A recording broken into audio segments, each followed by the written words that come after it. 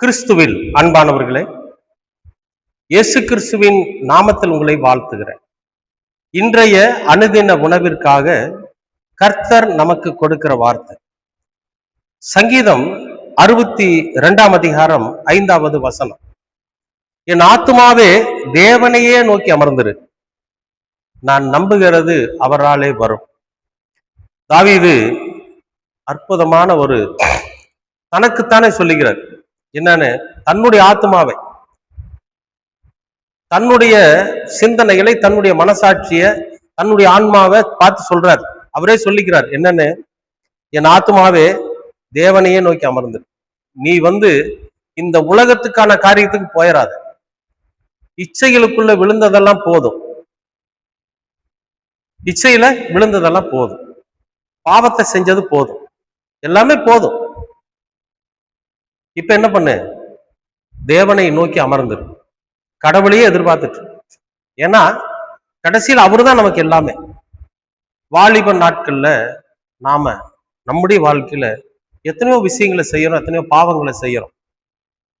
இந்த உலகத்துல வாழ்கிற போது நான் இயேசு கிறிஸ்து மாதிரி வாழ்ந்துட்டு இருக்கிறேன்னு யாராலையும் சொல்ல முடியாது. ஏன்னா ஒரு சில நேரங்கள்ல, ஒரு சில காரியங்கள்ல நம்ம சிறு சிறு தவறுகளை பண்ணிக்கிட்டு தான் இருக்கிறோம். ரொம்ப பெரிய தப்பெல்லாம் நம்ம பண்றது இல்லை. கொலை பண்றது, கொள்ளை அடிக்கிறது, இந்த மாதிரியான விஷயங்கள்லாம் நம்ம செய்யறது இல்லை. ஆனாலும் நாம அடுத்தவர்களுடைய மனசு புண்படும்படியா ஒரு வார்த்தையை பேசிட்டா கூட அவன் இருதயம் செத்து போயிடும். சில பேர் சொல்லுவாங்க, டேய் நீ இந்த வார்த்தையை கேட்டதுக்கு என்ன நீ கொன்னு இருக்கலாம்டா அப்படிமா. கேட்டிருக்கிறீங்களா அப்படி ஒரு வார்த்தைய? அந்த மாதிரி வார்த்தையை பேசுறது கூட மிகப்பெரிய பாவம் தெரியுமா உங்களுக்கு? ஒரு உதாரணம் சொல்றேன் பாருங்க.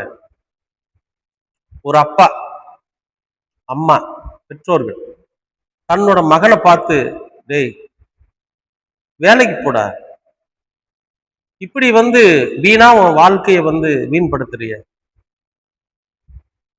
எவ்வளவு நாளைக்குடா நான் உங்களுக்கு சம்பாரிச்சு போட்டுட்டு இருக்க முடியும், ஒரு வேலைக்கு போய் சம்பாரிடா, அதுதான் ஆம்பளைக்கு லட்சணம், அதனால நீ என்ன பண்ணு, இப்படி துன்மார்க்கத்தனமா கெட்ட பழக்க வழக்கத்தோட திரியிறியடா அப்படின்னு சொல்லி அவனுடைய வாழ்க்கை நல்லா இருக்கணுங்கிறதுக்காக பெற்றோர்கள் ஒரு வார்த்தை சொல்லுவாங்க, திட்டுவாங்க. அந்த உரிமை அவர்களுக்கு இருக்கு. அப்ப அப்படியெல்லாம் திட்டுறப்ப நாம கேட்டுட்டு அமைதியா வரணும். ஓஹோ, அப்பா அம்மா நம்முடைய நலனுக்காக தான் திட்டுறாங்க அப்படிங்கிறத உணரணும். அன்னைக்கு அதை செயல்படுத்தலைனாலும் கொஞ்சம் கொஞ்சமா நாம நம்மளை மாத்திக்கணும்.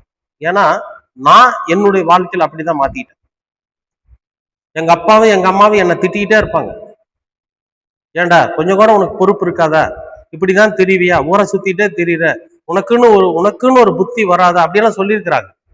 அப்பவெல்லாம் நான் என்ன பண்ணுவேன்னா, வாங்கப்பா அப்படின்னு சொல்லிட்டு என்ன பண்ணுவேன்னா ஓடிடுவேன் அந்த இடத்த விட்டு. என்னை கடப்பாறையிலே அடிச்சிருக்காரு எங்க அப்பா. கடப்பாறையில ஓங்கி கால் மேல அடிச்சிருக்காரு. அந்த அடி வாங்கிட்டு கூட நான் அப்படி மொண்டி மொண்டி ஓடிட்டேன். அந்த மாதிரி எல்லாம் இருந்த ஒரு காலம் வந்துச்சு. அவர்கள் சொன்னது சரின்னு பட்டுச்சு. நான் முழுமையா திருந்திட்டேன். ஆனா அவர்கள் மனசு நோக்கும்படியா ஒரு வார்த்தை கூட நான் சொல்லல. ஆனா இங்க பாருங்க, எப்படிப்பட்ட வார்த்தையை சொல்லுவாங்க தெரியுங்களா? அந்த ஒரு பையன் அந்த பெற்றோர்களை பார்த்து, ஏன் என்ன பெத்தீங்க, என்ன பெக்கிறப்ப நல்லா இருந்துச்சா, நீங்க என்ன பெத்தீங்க, சோறு போடுங்க அப்படின்னு கேட்கிறப்போ அந்த தாயினோட இருதயம் உடைஞ்சு போகும். அப்ப அவங்க சொல்லுவாங்க, டேய் இந்த வார்த்தையை நீ சொன்னதுக்கு எங்களை கொன்னு இருக்கலாம். நாம அப்ப மரணத்தை விட வேதனைப்படக்கூடிய வார்த்தைகள், இந்த வார்த்தைகளை சொன்னாவே ஒரு கொலை பண்றதுக்கு சமம்.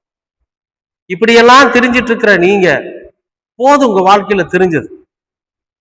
அப்படி தெரிஞ்ச இந்த ஆத்மாவை பார்த்து சொல்லுங்க, நீங்க கடவுளுக்காக அமர்ந்துரு, கடவுளுக்காக காத்துரு. மனம் திரும்பினவர்களா, என் ஆத்மாவே நீ கடவுளுக்காக காத்துரு, கடவுளை நோக்கி அமர்ந்துரு. போதும் இந்த வாழ்க்கையில துன்மார்க்கமா பேசுனது, துன்மார்க்கமா தெரிஞ்சது, அலைஞ்சது, அக்கிரமம் பண்ணது எல்லாமே போதும், கடவுளுக்காக அமர்ந்துருங்க. தாவீதான் சொல்றாரு. என்ன சொல்றாரு? என் ஆத்மாவே தேவனையே நோக்கி அமர்ந்துரு, நான் நம்புகிறது அவராலே வரும். அப்ப நீங்க ஒரு நல்ல வாழ்க்கை வேணும்னு நம்பி இருக்கிறீங்க பாத்தீங்களா? உங்க வாழ்க்கையில ஒரு மாற்றம் வரணும்னு நம்புறீங்கல்ல? நீங்களும் மற்றவர்களைப் போல பரிசுத்தமா வாழணும்னு நினைக்கிறீங்களா? நீங்களும் கடவுளுடைய பிள்ளைகளா இருக்கணும்னு நினைக்கிறீங்களா? அது கண்டிப்பா கர்த்தரால வரும். எப்போ நம்ம முழுமையாக நம்மை மாற்றிக்கொண்டு இந்த உலக வாழ்க்கையிலிருந்து நம்மை மாற்றி நம்முடைய ஆத்மாவுக்கு நாமளே கட்டளை கொடுத்து, போதும் நீ இந்த உலகத்துல வாழ்ந்தது, நீ தேவனை நோக்கி அமர்ந்துருன்னு சொல்லி கர்த்தரோட சமூகத்துல நம்முடைய ஆத்மாவுக்கு நாமளே கட்டளையிட்டு, நம்முடைய மனசாட்சிக்கு நாமளே கட்டளையிட்டு அந்த இடத்துல அமர்ந்து இருக்கிறோம் பாத்தீங்களா? அது போய் ஆத்மா போய் தனியா உட்கார்ந்து இருக்கிறது இல்ல, நாம தான் உட்கார்ந்து இருக்க போறோம். அப்ப இந்த ஆத்மா வெளியே இருக்கக்கூடிய விஷயங்களை சிந்திக்கிறப்ப அமைதியாரு, தேவனுக்காக நீ காத்துரு, ஆண்டவருடைய வார்த்தைக்காக காத்துரு, ஆண்டவருடைய வார்த்தை என்ன சொல்லுகிறதோ அதுக்காக பொறுமையா இரு, நீ வெளியே போகாதன்னு சொல்லி இந்த சரீரத்தில் இருக்கக்கூடிய சிந்தனைகளின் மூலம் இந்த ஆத்மாவை மிரட்டி ஒரு இடத்துல உட்கார வச்சு கர்த்தருடைய வார்த்தைக்காக காத்திருக்க வைக்கிறோம் பாத்தீங்களா? அப்படி செஞ்சா நாம எதை விரும்புகிறோமோ, நாம எப்படிப்பட்ட வாழ்க்கை வாழ வேண்டும் என்று நினைக்கிறோமோ அது கர்த்தரால வரும். அன்பானவர்களே, நீங்க அமர்ந்திருங்க. நீங்கள் எதை விரும்புகிறீர்களோ கர்த்தரோட சமூகத்துல உங்கள் ஆத்மாவை அடக்கி அமர்ந்து பாருங்க, நிச்சயமாக அது கர்த்தராலே வரும். நிச்சயமாக கர்த்தராலே அது உங்களுடைய கரத்துல கிடைக்கும். அதுல மாற்றமே இல்லை. முயற்சி பண்ணி பாருங்க, சிந்திச்சு பாருங்க. உங்கள் ஆத்மாவை அகற்றி மிரட்டி ஒரு இடத்துல அடக்கி அமர செய்து கர்த்தருக்காக காத்திருங்க. அவர் என்ன உங்களுக்கு கொடுக்கணும்னு நினைக்கிறார் தெரியுமா?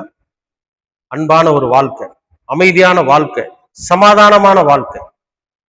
சோலைகளிலே பறவைகள் எப்படி கூச்சலிடுகிற போது மனம் ரம்யமா இருக்கிறதோ அப்படிப்பட்ட ரம்யமான ஒரு வாழ்க்கைய நமக்கு கொடுக்கிறதுக்காக காத்திருக்கார்.